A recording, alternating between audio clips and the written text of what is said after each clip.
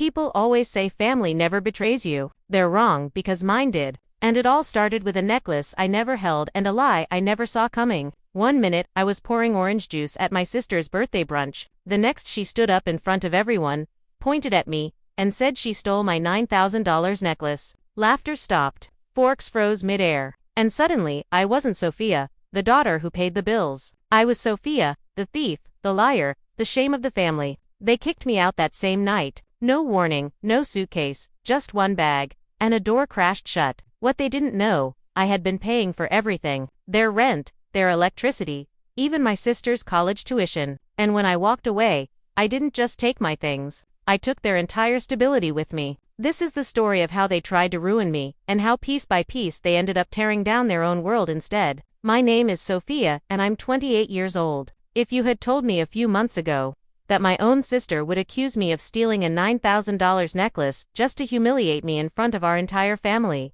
I would have laughed. Not because she wasn't capable of something that cruel, but because I never thought she'd actually go that far. But she did. And what came after? That's what no one saw coming. Let me take you back to the morning. Everything fell apart. It was Sunday, sunny, warm. One of those lazy days where the outside world feels calm. But inside our house, there was a storm building, and I didn't even know it yet. Lena, my younger sister, had invited everyone over for brunch. She had balloons, champagne flutes, fancy plates, and even hired someone to take photos for Instagram. I thought it was a bit much, but I helped her anyway.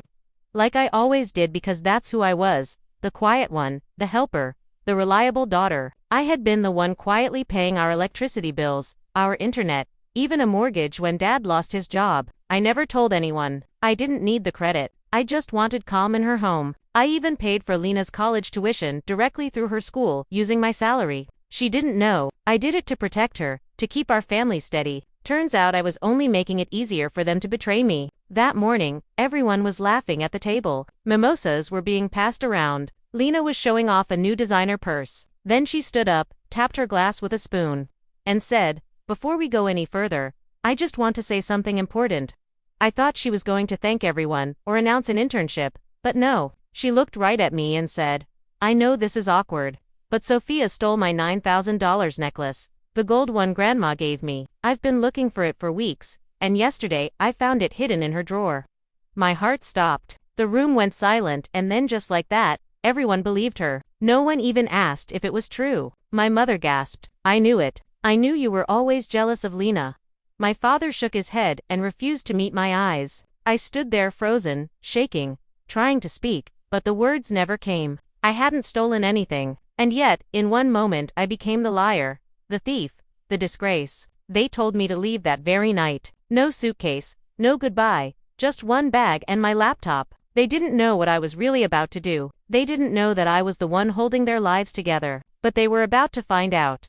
Asterisk that night, I didn't cry. I should have. But when someone you love stabs you in the back, the pain is too sharp for tears. I sat in the tiny guest room at my friend Mia's apartment, staring at the ceiling, trying to breathe. She offered me a place to crash, no questions asked. I didn't tell her everything, just that there had been a fight and I needed space. But deep inside, something shifted. For 4 years, I'd been paying bills for a house I didn't even own. I covered Lena's private college tuition, while she posted beach photos with captions like "Blessed to be Daddy's favorite." I paid for groceries, repairs, even Mom's salon appointments when she said her card wasn't working. And what did I get in return? A public accusation. No defense. Not a single person even asked why I would do such a thing. I was guilty because blaming me was simple.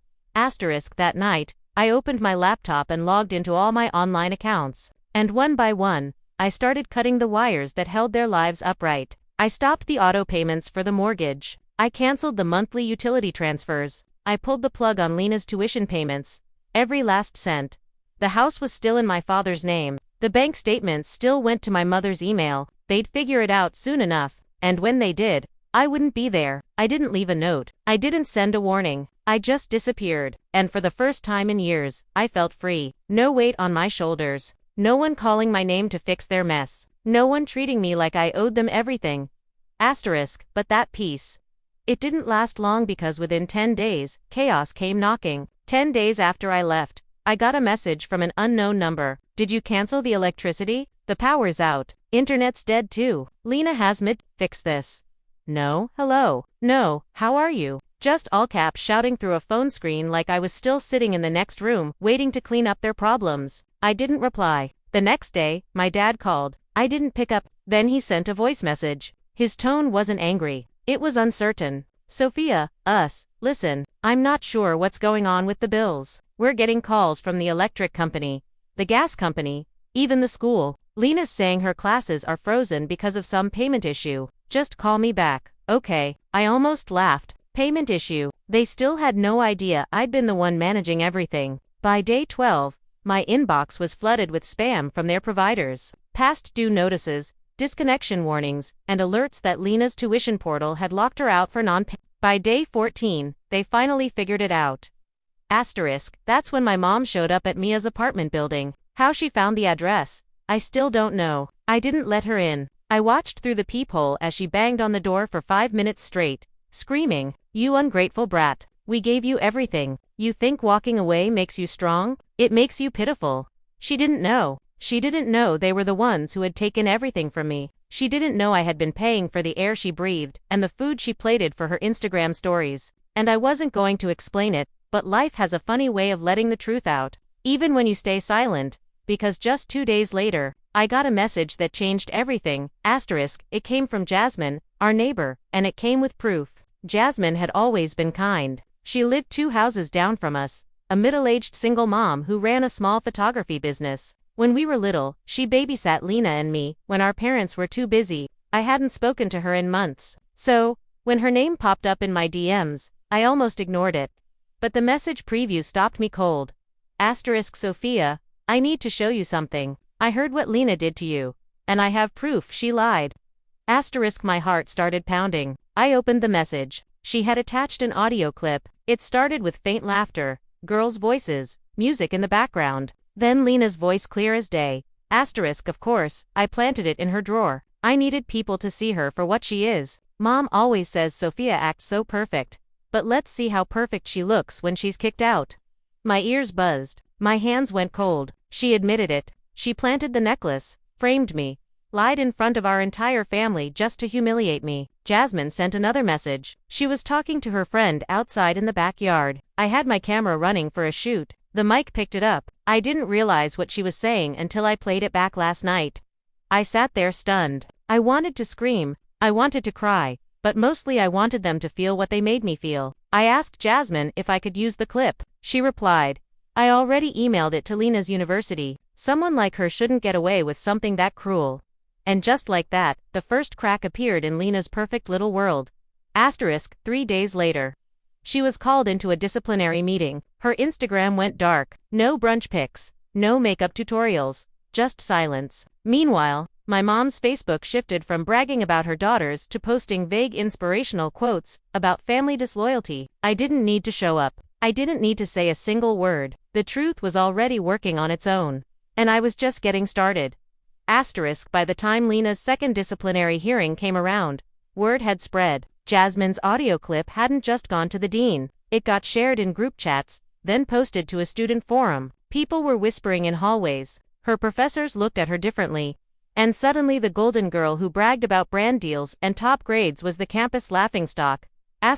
She tried damage control. Of course, she posted a long dramatic Instagram caption about family drama and misunderstandings, along with a black and white photo of herself crying, probably fake tears. She turned off the comments, but it was too late. The truth had already taken root.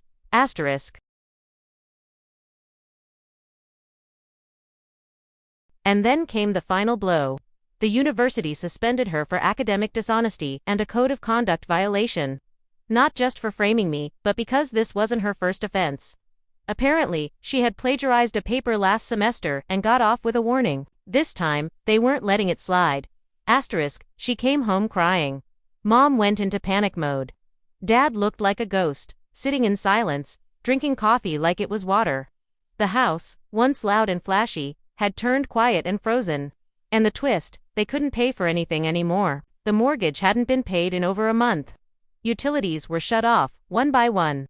Mom called the power company in a rage, only to learn the account was under my name and had been permanently closed. They had no savings, No backup plan because they had always counted on me. Meanwhile, I was thriving. My boss, Mr. Landon, had noticed how focused and dependable I'd been despite it all. He offered me a promotion and the opportunity to relocate to a brand new city. "You deserve a fresh start," he said. And so I moved to a sunny apartment on the 12th floor of a downtown high. No yelling, no cold shoulders, no betrayal, just me finally exhaling. And for the first time in my life, I didn't feel guilty. Not one bit. 2 weeks after I settled into my new place, I got a call from someone I hadn't heard from in years, Aunt Rachel. She was my mom's older sister, the one who left town after a huge fight with my parents when I was a kid. Back then, they told me she was unstable and jealous of our family's success. Turns out they were just terrified of what she knew. "Hey, sweetie," she said warmly, "I saw your name in that college forum story. I've been following quietly, and I think it's time you knew something."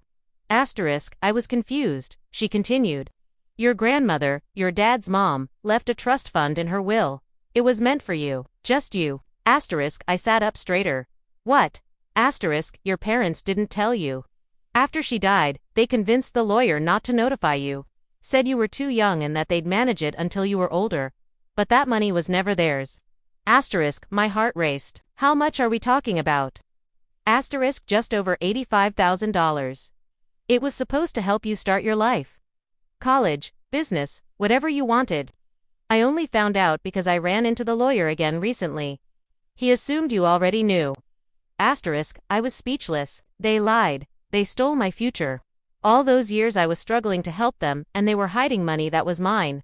Aunt Rachel helped me contact the lawyer and file a formal request. Within weeks I had full access to the trust. It was real, every last cent. That night, as I transferred the funds into my own name, I felt something deep inside me close. Like a wound I didn't even realize had been open for years.